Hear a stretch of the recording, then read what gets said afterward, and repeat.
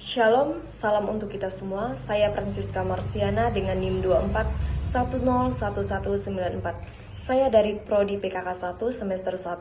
Di sini saya akan membacakan hasil resum atau ringkasan saya mata kuliah Ilmu Sosial Dasar, yaitu pertemuan yang ke-9 tentang mobilitas sosial dan perubahan sosial. Apa itu mobilitas sosial? Mobilitas sosial adalah pergerakan atau perubahan posisi individu atau kelompok dalam struktur sosial suatu masyarakat.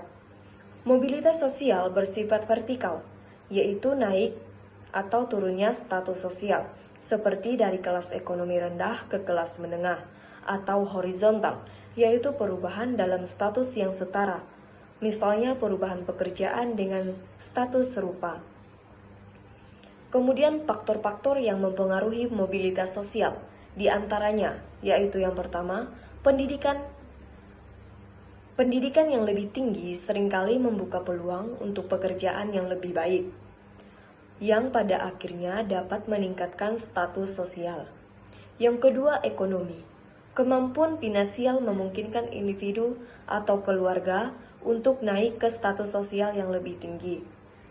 Kemudian yang ketiga, perubahan sosial dan ekonomi.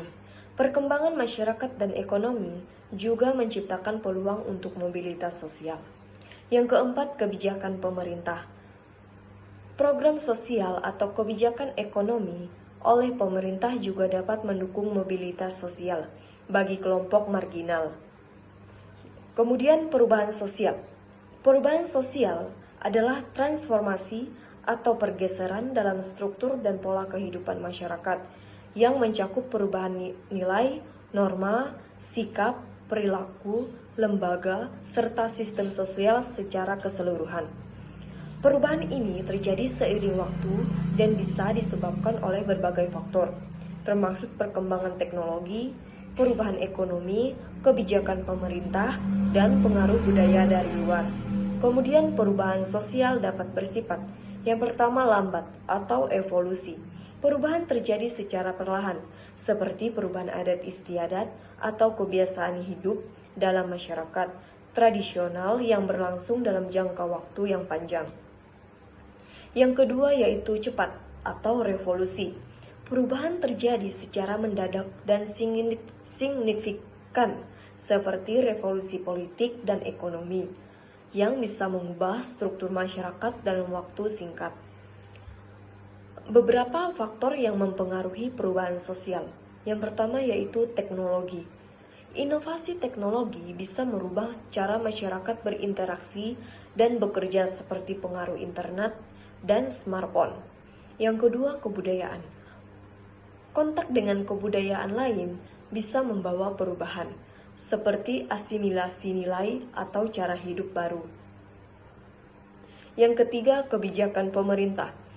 Peraturan atau program yang diterapkan pemerintah dapat mempengaruhi struktur sosial, seperti kebijakan pendidikan gratis atau program kesehatan masyarakat. Yang keempat, lingkungan alam. Bencana alam atau perubahan iklim dapat menyebabkan pergeseran dalam struktur masyarakat melalui migrasi penduduk atau perubahan mata pencarian. Kemudian teori dalam mobilitas sosial. Yang pertama, teori fungsionalisme.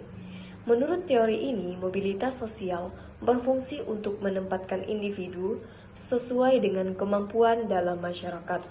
Yang kedua itu pendukung teori ini, seperti Talcott Parsons, berpendapat bahwa mobilitas sosial adalah sarana untuk menciptakan keteraturan sosial, karena individu akan terdorong untuk mencapai posisi yang sesuai dengan kompetisinya. Kemudian yang kedua, teori konflik, dipopulerkan oleh Karl Marx yang melihat mobilitas sosial dalam kerangka ketidaksetaraan dan perjuangan kelas. Dalam pandangan ini, mobilitas vertikal atau naik kelas seringkali sulit dicapai oleh kelas bawah, karena kelas atas memiliki kontrol atas kesempatan ekonomi, politik, dan ekonomi. Yang ketiga, teori interaksionisme simbolik adalah sebuah perspektif dalam sosiologi yang menekankan pada pentingnya simbol dan interaksi sosial dalam membentuk makna dan identitas individu di masyarakat. Teori ini pertama kali dikembangkan oleh George Herbert Mead dan Herbert Blumer.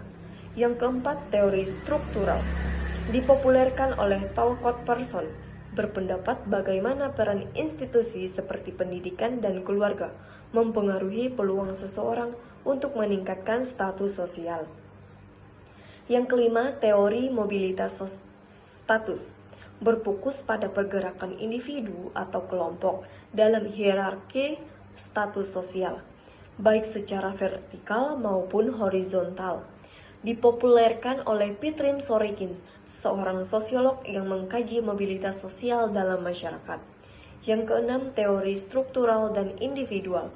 Mobilitas sosial sebagai hasil dari kombinasi antara faktor struktural atau lingkungan sosial, ekonomi, kebijakan pemerintah, institusi, dan faktor individual atau upaya pribadi, keterampilan, pendidikan, dan ambisi.